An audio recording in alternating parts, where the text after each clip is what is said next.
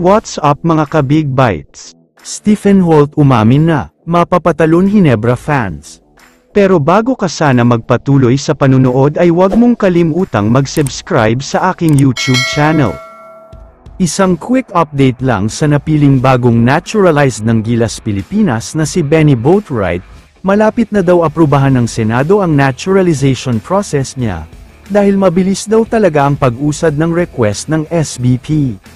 Ayon kay SBP President Al Panlilio, si Boatwright daw ang mas pinalaki at mas pinabatang version ni Justin Brownlee, kaya siguradong sulit daw ang pag-naturalized sa kanya dahil isang magaling na player daw talaga siya. Samantala, lumipat na tayo sa usapan tungkol kay Stephen Holt at sa Barangay Hinebra. Para sa mga hindi nakakaalam, official nang nagkaroon ng bagong player ngayon ang Barangay Hinebra, dahil nakuha nila si David Morel. Ayon kasi sa mga source, wala daw ibang team ang interesado siyang kunin, kaya naman ang Hinebra na ang kumuha sa kanya. Lalo pat alam naman nating lahat na naghahanap sila ng tulong ngayon dahil sa dami ng may injury sa kanila. Pero kung akala nyo ay dyan na natatapos ang pagkuha ng Hinebra ng mga players, nagkakamali kayo dyan dahil yan pa lang ang simula.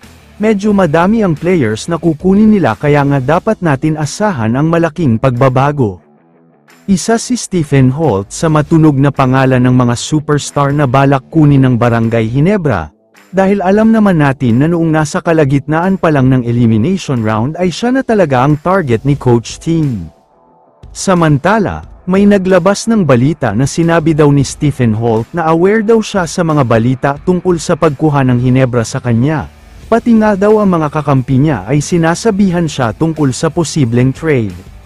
Ayon sa kanya ay wala naman daw siyang karapatan mag-demand ng trade o lumipat sa isang team, at kung siya ang papapiliin ay masaya na daw talaga siya sa Terra Firma ngayon dahil maganda ang chemistry at samahan nila.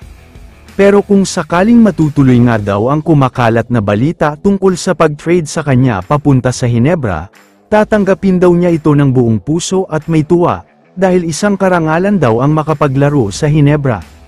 Alam daw kasi niya na maraming players ang nangangarap makapaglaro sa pinakasikat na team sa PBA at sa Pilipinas, kaya kung mapupunta man siya dito ay asahan daw nating lahat na ibibigay niya ang makakaya niya para makapag-champion.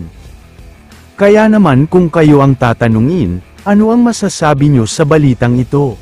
I-comment mo naman ang opinion mo tungkol sa tanong na ito. Dito na muna nagtatapos ang video na ito. Maraming salamat sa panunood mga ka-Big Bites. God bless sa inyong lahat.